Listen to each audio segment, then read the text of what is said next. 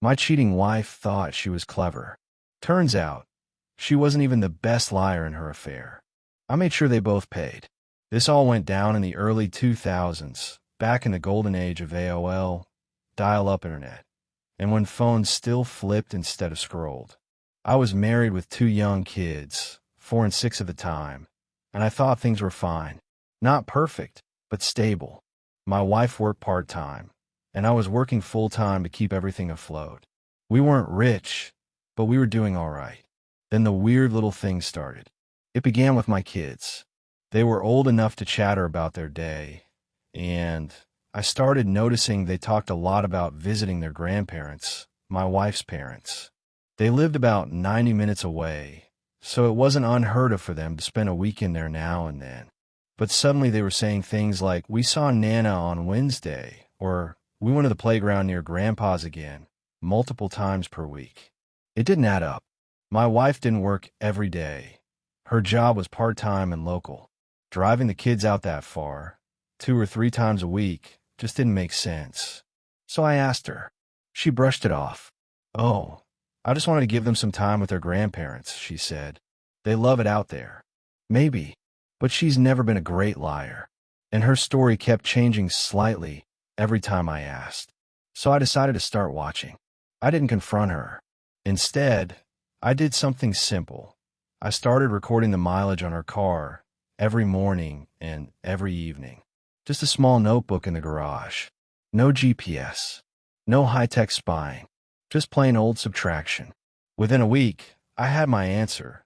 She was driving hundreds of extra miles. Over 400 per week unaccounted for. I knew something was up.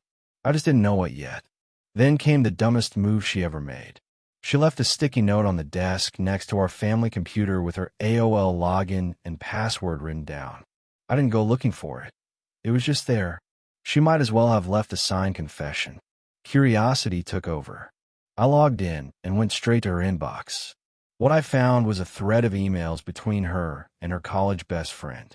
They were talking about my wife's little adventures with an ex-boyfriend from high school, how exciting it was, how gross his wife had gotten since she had kids, and how they would sneak away to their motel during the day.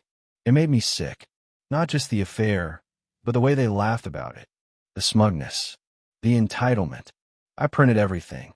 Every email. Every detail. I didn't say a word to her, but I wasn't going to let this slide. At this point, I wanted confirmation. Proof. So I reached out to a cop friend of mine, who put me in touch with a retired officer-turned-private investigator named Ron. I gave Ron the emails and the general timeline, and he got to work. Ron was worth every penny. A week later, I had a full report. My wife was dropping the kids at her parents', then meeting her ex, let's call him Bob, for lunch. Then they'd head to a cheap motel, spend a few hours together, and she'd pick the kids back up like nothing happened. Photos, dates, times, everything. Ron was thorough. At that point, I lawyered up. I had grown up in a household torn apart by cheating. Both of my parents cheated on each other multiple times, and it wrecked my childhood. I'd promised myself that if anything like that ever happened in my marriage, I would handle it quickly and decisively. But I wasn't done. I wanted to know who this Bob guy was. Ron came through again.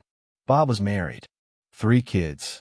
Vice president of sales at a small, family-run business. Oh, and that business. Owned by his father-in-law. That's right. His wife's dad owned the company Bob worked for. You couldn't write a better setup. I had everything I needed. My lawyer drew up divorce papers, and we coordinated the timing. D-Day was glorious.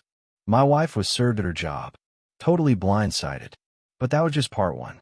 At the exact same time, Ron met up with Bob's wife. He handed her a copy of the full PI report, complete with photos, and let her see exactly what her husband had been doing during the day. According to Ron, she didn't cry. She didn't scream. She just went quiet and said, "Thank you for telling me." Then she got to work. Within 48 hours, she had cleared out their joint bank account, taken the kids, and moved in with her parents. When her dad, Bob's boss, found out, Bob was immediately fired. Not long after, he was evicted from the house, also owned by his in-laws. But the fallout didn't stop there. The divorce between Bob and his wife got ugly. According to public court documents and local gossip, Bob showed up at the house one day, trying to argue with her, and it got physical. Her brother got involved and broke Bob's nose. Police were called. Restraining orders were filed. There were multiple incidents, criminal charges, even a brief stint in jail for violating a protection order. Bob? He vanished. Last I heard, he left the state entirely. No social media, no LinkedIn, nothing. He's a ghost. His ex-wife, on the other hand, landed on her feet.